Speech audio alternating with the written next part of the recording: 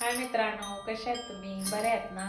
आज मी बनवणार आहे अंडा कढी. या तुम्हाला दाखवते काय काय. इथे मी घेतले मिरची, इथे लसूण आणि आलं घेतलंय, इथे काजू घेतलेत, इथे कांदा घेतलाय, इथे कोथिंबीर आणि इकडे अंडे घेतले. त्याच्यामध्ये तेल टाकू.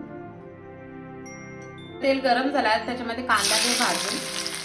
आपल्याला कांदा जास्त लालसर नाही करायचं, असं गुलाबी कलर आला ना तर बस. त्याच्यामध्ये आता आपण लसूण आणि अद्रक टाकू.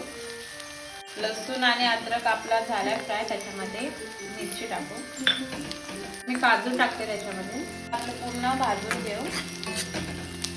आता आपला पूर्ण कांदा शिजला. आता ते मी मिक्सरला बारीक करून घेते. वाटण बघा, मी वाटण करून घेतलं. याच्यामध्ये कोथिंबीर टाकून थोडंसं पाणी टाकून मी पूर्ण वाटण करून घेतलंय.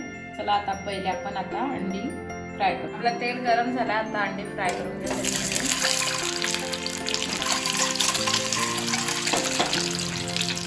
बघा, मी अंड्याला कट मारून घेतलेत आणि आपल्याला जास्त फ्राय नाही करायचे, बस एवढे हलके. मध्ये हळदी पावडर टाकून थोडासा मसाला आणि ते फ्राय करून घेऊ पूर्ण.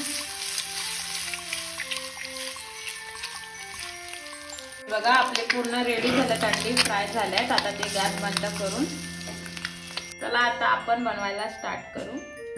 आपलं तेल गरम झालंय. मी त्याच्यामध्ये खडे मसाले टाकते. जे मी वाटण केलेले ना ते याच्यामध्ये टाकू. आपली ग्रेव्ही शिजले. आता त्याच्यामध्ये आपण मसाले टाकू. मी धनिया पावडर घेतले 2 चम्मच. आता मसाले पूर्ण मिक्स करून घेऊ ग्रेव्हीमध्ये.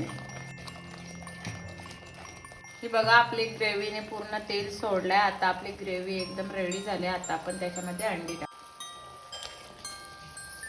पूर्ण मिक्स करून घेऊ. ही बघा, आपली भाजी पूर्ण रेडी झाली आहे. आता मी तुम्हाला डिश सजवून दाखवते.